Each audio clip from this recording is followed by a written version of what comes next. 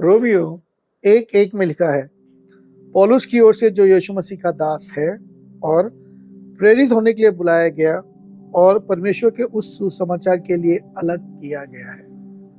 3 चीजें पौलुस अपने विषय में कहते हैं जब वो ये रोमियो की पत्री लिख रहे हैं। अपने अभिवादन में, अपने इनिशियल में वो कहते हैं पौलुस की ओर से जो यीशु मसीह का दास है। और ये बात बड़ी मुझे मजेदार लगती है। जब पौलुस ने रोमियो की पत्री लिखी, वो ऑलरेडी बहुत से चर्चेज एस्टेब्लिश कर चुके थे। पूरे एशिया माइनर में उन्होंने ऑलरेडी कई जगह पे अलग अलग चर्चेज एस्टेब्लिश कर लिए थे और इस समय तक वो एक एस्टेब्लिश्ड अपोस्टल हैं, एक ऐसे प्रेरित हैं जिन्होंने ऑलरेडी परमेश्वर का बहुत ज़्यादा काम किया हुआ है।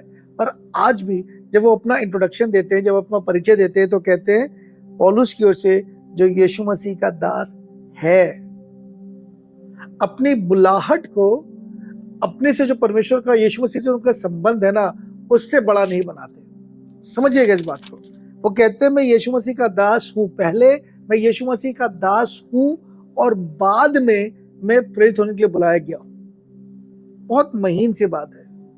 कई बार हमारी बुलाहट, हमारी कॉलिंग, हमारे उस रिलेशनशिप को जो हमारा यीशु मसीह के साथ है, उसको एक्लिप्स कर देता है, उसको उसके ऊपर बड़ा हो जाता है। पर पौलुस यहाँ एक बात कहते हैं, वो यीशु मसीह के दास हैं और प्रेरित होने के लिए बुलाए गए हैं।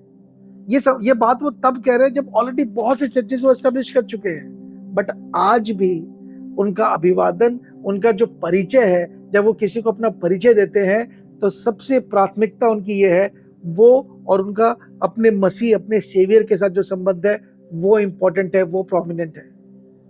उनकी पर्सनल कॉलिंग, वो अपनी कॉलिंग में क्या है वो उसको सेकेंडरी रखते हैं। पर पहली चीज वो कहते हैं पौलुस की ओर से जो यीशु मसीह का दास है।